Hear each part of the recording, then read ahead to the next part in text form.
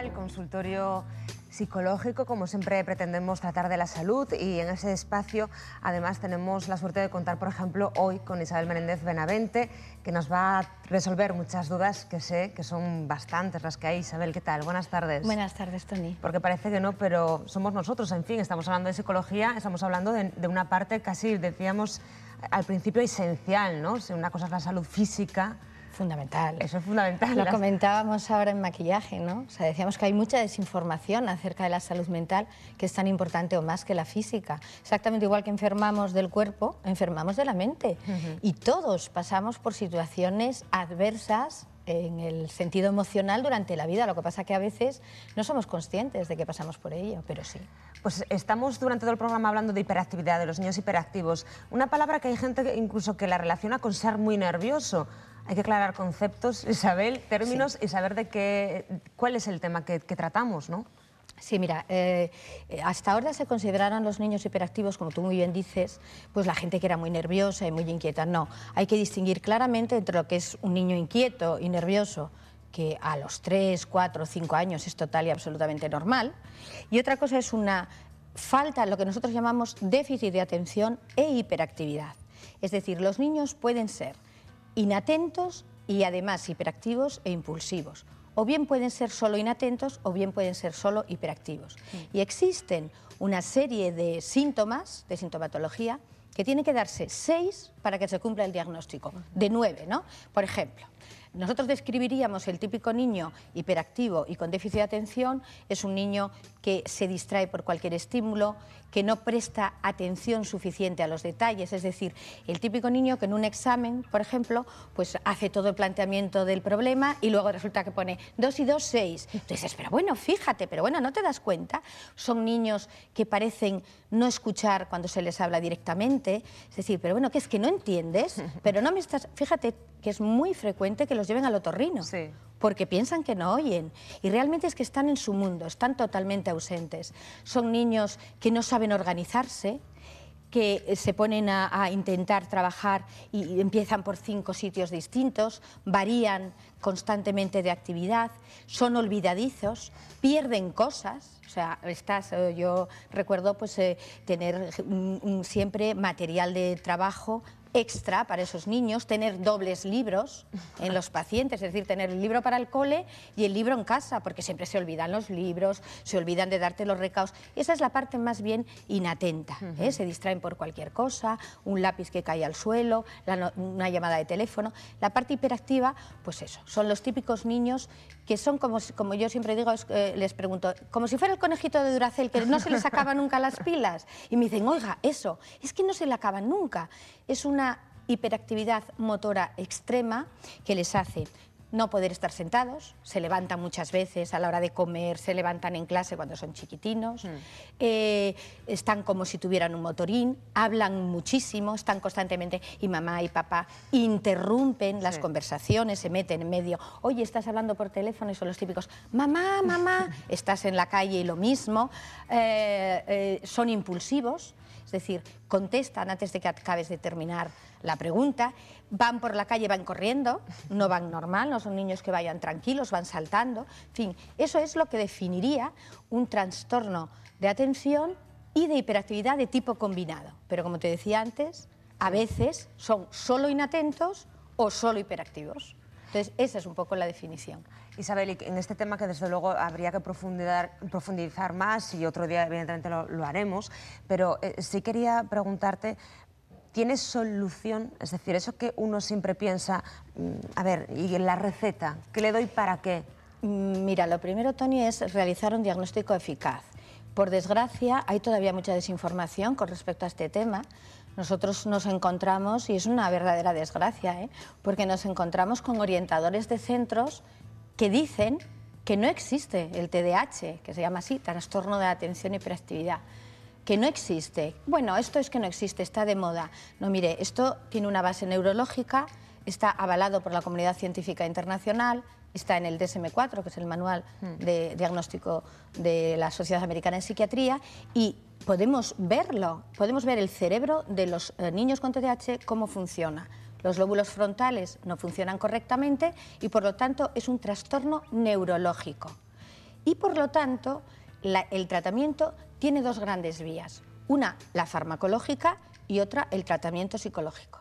Es decir, no se arregla solo con una pastilla, pero sí es necesario muchas veces derivar a neurólogos o neuropediatras para que den la pastilla adecuada que hace que esos lóbulos frontales ejerzan su labor, que es planificar, controlar impulsos, focalizar la atención. Y para eso necesitamos el tratamiento farmacológico. Y a la vez, para que no estén toda la vida con ese tratamiento, necesitamos reeducar las áreas que están alteradas, hacer ejercicios de atención, de controlar impulsos, que ese niño, que suelen ser también un poco más agresivos, pues porque no controlan los impulsos, como te digo, y entonces pues si tienen que pegar la torta la pegan sobre la marcha, pues en ese momento nosotros trabajamos en términos psicológicos reeducando conductas, haciéndoles que resuelvan problemas de una forma eficaz, haciendo que tengan habilidades sociales, que atiendan a las normas, que se paren a pensar y se den autoinstrucciones. Estos niños no se hablan a sí mismos, o sea, ellos se lanzan a hacer algo, no son capaces de decir, vaya, si yo le pego una torta delante de la profe a la niña que tengo enfrente, me va a castigar a mí, pero la niña que no es hiperactiva le va a dar el pellizco por detrás, y él no, él va a coger y se va a volver, ¿no? No tienen esa previsión de consecuencias. Entonces, el tratamiento es multidisciplinar, siempre tendría que estar diagnosticado en aprendizaje, en inteligencia y en conducta por un psicólogo y luego tratado a la vez por un neuropediatra o por un psiquiatra. Pues hemos tratado en los primeros minutitos del consultorio de este tema que preocupa a muchísimas familias, lo decíamos antes, y evidentemente hemos querido aclarar ciertos conceptos, pero volveremos seguramente en alguna de las consultas que tengamos o alguna de las preguntas a tratar sobre la hiperactividad, los niños hiperactivos. Tenemos una llamada. Buenas tardes, ¿con quién hablamos? Hola, buenas tardes, soy Flor. Flor, ¿desde dónde nos llama? Desde Infiesto. Muy bien, ¿cuál es su consulta, Flor?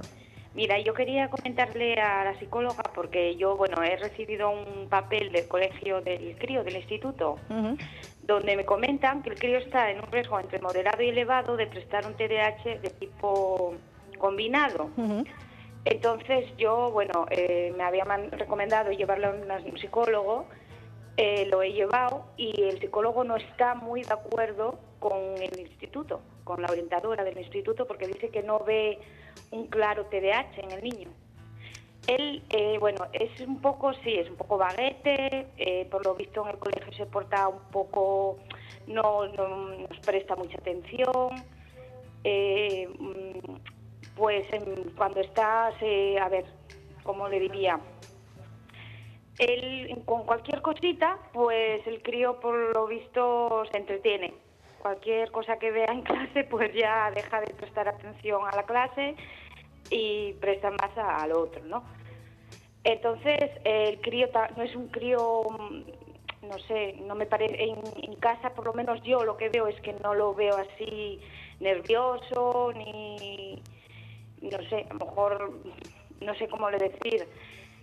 Él en casa tiene un comportamiento bastante normal, entonces me preocupa un poco porque yo estoy ahí con esa duda del crío hiperactivo. Flor, porque piensa que tiene un comportamiento en el centro de estudio distinto al que tiene en casa y que quizá por eso no se pone de acuerdo tanto el orientador en el colegio como el especialista, el psicólogo en este caso, ¿no? Y quiere saber qué es lo que tiene el niño, qué es lo que interesa. Exactamente. Pues Isabel le va a responder ahora. Gracias, Flor, por habernos llamado. Muchas gracias a ustedes. Hasta luego. Hasta luego. Mira, Flor, esto que nos acabas de comentar es algo que vemos en la clínica muy a menudo, es decir, la disparidad de diagnósticos entre varios profesionales es horroroso, pero nos sucede a nosotros como le sucede a los médicos muchas veces. Mira, aquí lo importante es realizar un diagnóstico exhaustivo, ¿eh? Y para el diagnóstico exhaustivo necesitas un diagnóstico de inteligencia, es decir, hay que saber qué capacidad, porque hay veces que hay niños superdotados que pueden parecer hiperactivos o inatentos y realmente es una superdotación o todo lo contrario, una falta de dotación. Hay que ver si hay alguna conducta en la personalidad, alguna patología personal, una depresión, una ansiedad en exceso, etcétera, que pueda propiciar eso, y hay que ver con pruebas objetivas que existen, que no las tendrán, pero existen, si hay un trastorno de atención o no. Yo sí le diría a Flor que me extraña muchísimo que hayan dado en un orientador un diagnóstico de TDAH combinado. Si lo han dado, es más que probable que sí sea cierto, porque es muy complicado que un orientador, que habitualmente no son clínicos, dé el diagnóstico. Entonces, quiere decir que posiblemente su hijo se comporte en el colegio de una forma mucho más hiperactiva, más movido, más inquieto, incordiando a los compañeros, no atendiendo a las normas, y a lo mejor Flor en casa ya está acostumbrada a ello.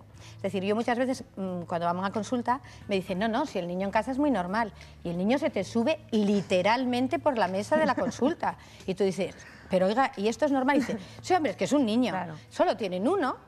Y entonces las pobres pues aguantan, tienen un hijo único, bueno, los dos están volcados en aquel niño y el niño se sube por las paredes literalmente. Le digo, señora, esto no es normal. Entonces, bueno, no lo podemos llevar mucho, pero que es pequeño, no lo llevamos a los sitios porque lo coge todo. Cuando se está dando cuenta que lo está tocando todo, que lo coge todo, que el niño no para, que está moviendo, que muerde los cuellos de las camisas. Es decir, hay pequeñas cosas que Flor debería de quizá evaluar, sobre todo cuando era pequeño, si ella a lo mejor no lo ha visto pues porque era su hijo y bueno, pues no tenía toda la paciencia del mundo, ¿no? Pero sí es importante que sepa que para que se dé el diagnóstico tiene que darse en dos ambientes. Es decir, no vale solo en el cole o solo en casa, tiene que darse en dos. Nosotros a veces observamos en la consulta y en el cole. Ya nos vale. Si en la consulta vemos que el niño es que no para, hacemos las pruebas y nos da como que realmente tiene un déficit de atención que es medible y cuantificable con pruebas informatizadas y ves el déficit de atención, pues ya está. Y luego ves todos los cuestionarios, todas las pruebas objetivas y cuantificables que pasas y puedes dar el diagnóstico perfectamente. Entonces yo le diría que, bueno, que lo mirara bien, ¿no? Y que realmente hay tratamiento y que es una pena, ¿no? Que si el niño está pasándolo mal, pues posiblemente tenga dificultades de aprendizaje. Ahora empieza la ESO, tercero de la ESO es dificilísimo, y entonces el niño va a focalizar mal la atención y si encima tiene un comportamiento que nosotros llamamos disruptivo, es decir, un comportamiento alterado en clase, le puede producir muchos más problemas y que lo controle bien. Pues seguro que Flor ha estado atenta y seguirá esos consejos.